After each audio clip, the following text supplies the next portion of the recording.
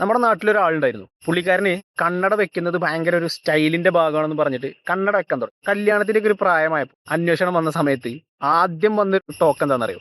കണ്ണിന് ചെറിയ പ്രശ്നമുള്ള ഒരാളാണ്. ഫുൾ ടൈം കണ്ണടയും വെച്ചിട്ടാണ് നടക്കുക എന്നുള്ളതാണ്. അപ്പോഴാണ് പുള്ളിക്കാരൻ ഇത് ഇത്രയും വലിയൊരു ദുരന്തമായിരുന്നോ എന്നുള്ളത് ആലോചിക്കുന്നത്.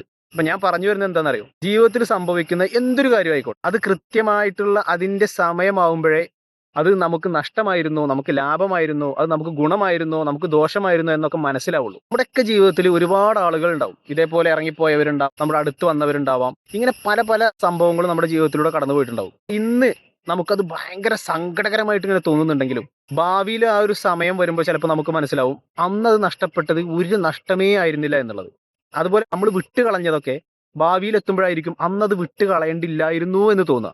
നമ്മളെ ഡിമാൻഡ് ചെയ്യുന്ന ചില കാര്യങ്ങൾ നമ്മൾ എപ്പോഴും എത്ര കഷ്ടപ്പെട്ടിട്ടാണെങ്കിലും മനഃപൂർവ്വം പിടിച്ചു വെക്കാൻ വേണ്ടിയിട്ട് ശ്രമിക്കുക തന്നെ ചെയ്യാം. എന്നാൽ നമ്മളെ ഡിമാൻഡ് ചെയ്യാത്ത ചില കാര്യങ്ങൾ ഉണ്ടാവും. അത് ആ ഒരു സമയം നമ്മുടെ ജീവിതത്തിലേക്ക് വരുമ്പോഴേ നമുക്ക് മനസ്സിലാവുള്ളൂ നഷ്ടമാണോ ലാഭമാണോ എന്നുള്ളതൊക്കെ. പറഞ്ഞു വരുന്നത് ജീവിതത്തിലെ ചില കാര്യങ്ങൾക്ക് ഉടനടി നമ്മളൊരു നടപടി എടുക്കുക, അതിന് അതിൻ്റെതായിട്ടുള്ള സമയവും സാവകാശവും കൊടുക്കണം.